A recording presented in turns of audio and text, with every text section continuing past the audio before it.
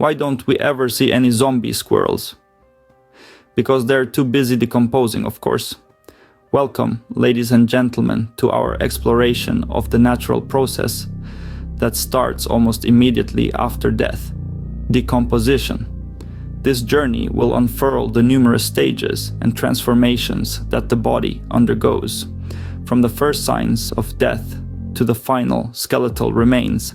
It's a process as fascinating as it is inevitable.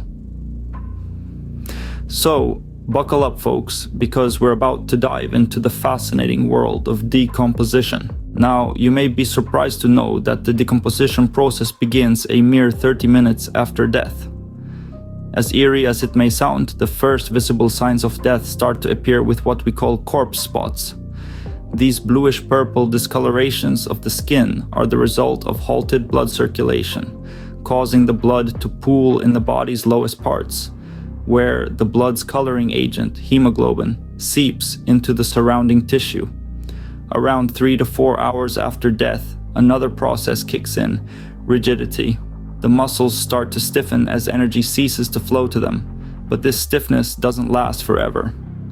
After a couple of days, the rigidity subsides, making way for the more serious decay of the body.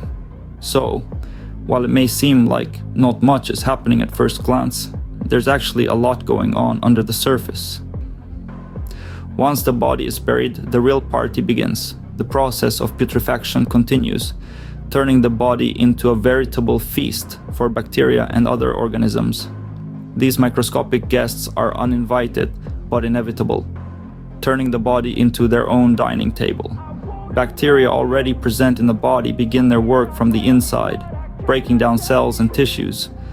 They're not alone in their feast. Worms and caterpillars join the banquet, all contributing to the decomposition process. As the body is consumed, changes become evident.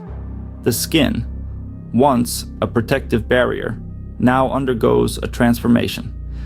The bacterial activity results in the skin taking on a greenish hue. Within a matter of days, the skin loosens and becomes more porous, a testament to the relentless work of the bacteria. Meanwhile, the stomach swells up, resembling a balloon more than a part of the human anatomy.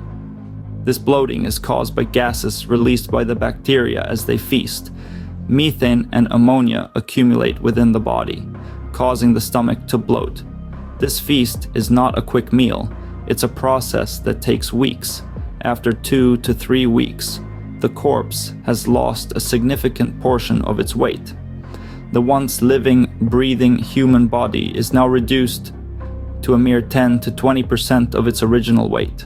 This dramatic weight loss is thanks to the relentless feasting of these microorganisms.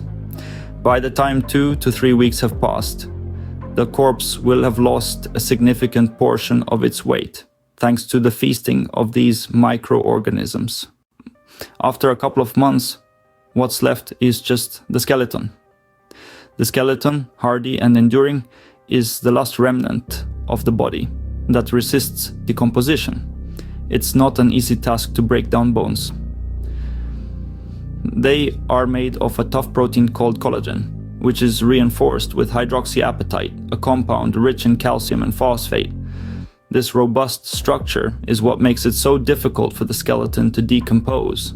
The soil that surrounds the skeleton also plays a crucial role in this process. It's the calcium content in the soil that's the deciding factor. If the soil's low in calcium, the skeleton breaks down relatively quickly. On the contrary, if the soil's high in calcium, the skeleton can be preserved for thousands of years. It's almost as if the skeleton is encased in a time capsule, locked away for future generations to discover. But decomposition is not a one-size-fits-all process. The environment in which the body is placed can significantly alter the rate at which it decomposes. For instance, in very dry environments, the body can undergo a process called desiccation. This is where the body loses so much moisture, it essentially mummifies, preserving the corpse for an extended period of time.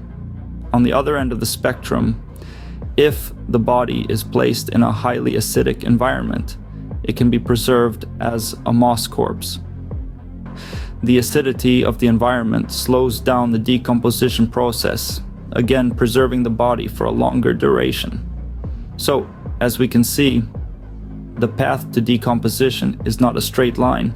It's influenced by a myriad of factors, from the composition of the soil to the specific environmental conditions. It's a complex and intricate process, one that reminds us of the cyclical nature of life itself. So, while decomposition might seem like a grim topic, it's actually a fascinating process that's integral to the cycle of life and death. It's a testament to the enduring mystery of nature, a final journey that we all must embark on in one form or another.